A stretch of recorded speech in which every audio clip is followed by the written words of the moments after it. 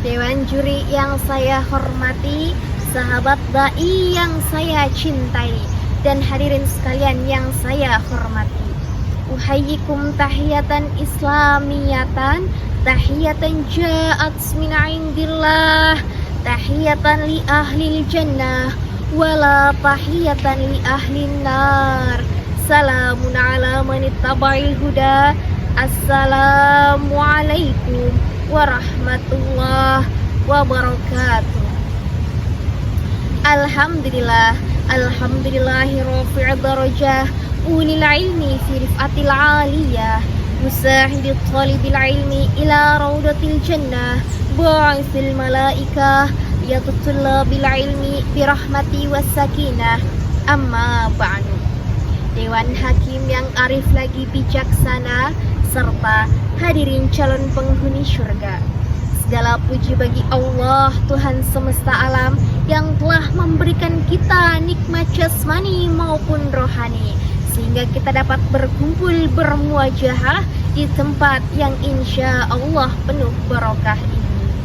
Selawat beriringkan salam tak lupa kita haturkan kepada Nabi yang tampan, Nabi akhir zaman, Nabi Muhammad sallallahu alaihi wasallam, yang telah membawa kita dari zaman kegelapan hingga zaman terang benderang seperti sekarang ini. Izinkan saya berdiri di sini untuk menyampaikan tausiah yang insya Allah akan banyak manfaatnya apabila kita mau mendengarkannya, yang berjudul Problematika pada Kemunduran Bahasa Arab di Era Sekarang. Hadirin, saya mau tanya, sulit tidak belajar bahasa Arab? Sulit tidak memahami bahasa Arab? Tentunya tidak, ya Pak ya. Karena bahasa Arab merupakan bahasa Al-Quran dan As-Sunnah yang akan sangat-sangat rugi apabila kita tidak mempelajarinya. Berbicara tentang bahasa Arab tentunya menyangkut satu hal, yaitu seorang santri yang pandai mengaji dan patuh terhadap kiai. Karena dalam hal peribadatan seperti sholat haruslah menggunakan bahasa Arab. Kitab Al-Quran sebagai pedoman umat Islam juga diturunkan dengan berbahasa Arab, sebagaimana firman Allah Subhanahu wa Ta'ala dalam Quran surah Yusuf ayat 2 yang berbunyi, A'udzubillahi minasyaitonirrajim, Bismillahirrahmanirrahim, Inna anzalnahu Qur'anan Arabiyya la'allakum ta'qilun, yang artinya sesungguhnya kami telah menurunkannya berupa Al-Quran dengan berbahasa Arab agar kamu memahaminya. Coba ya kita bayangkan ketika kita sholat dari takbir Allahu Akbar sampai tahiyat akhir, jangankan membaca surah yang panjang, surah yang pendek saja seperti surah Al-Ikhlas, kalau kita tahu terjemahannya, saya yakin menangislah hati kita, menangislah kita karena begitu dalam maknanya.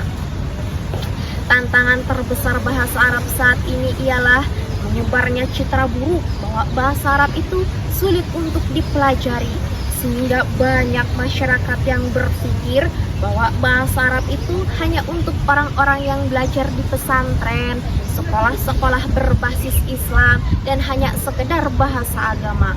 Padahal sebenarnya manfaat dari bahasa Arab itu tidak bisa dirasakan dari satu aspek saja. Bahasa Arab juga bisa menjadi peluang bisnis, misalnya bisa menjadi penerjemah, guide, guru, dan sebagainya.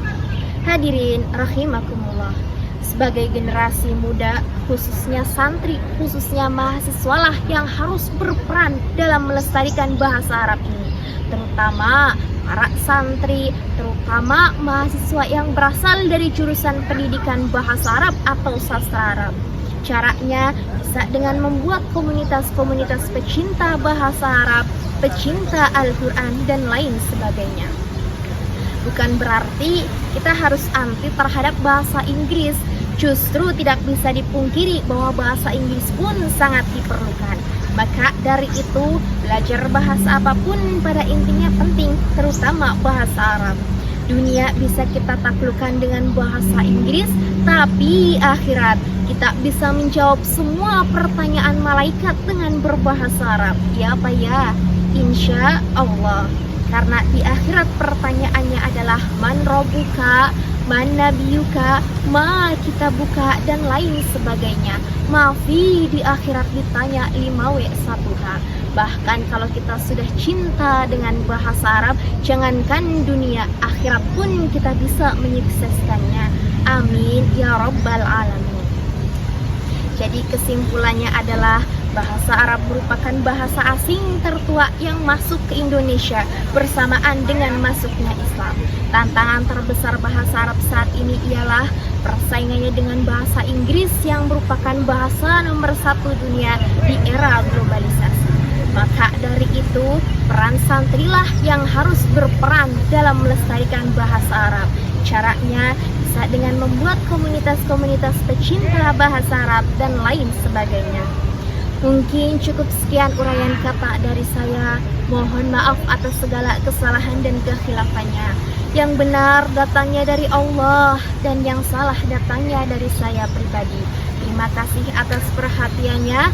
Akhir kata, undur ma qala wala tangdur man qala. Jadilah santri untuk negeri, karena dari santri merupakan perubahan Islami yang akan terus menebar kebaikan dan panji-panji Islami. Nun wal qalami wa ma yasturun.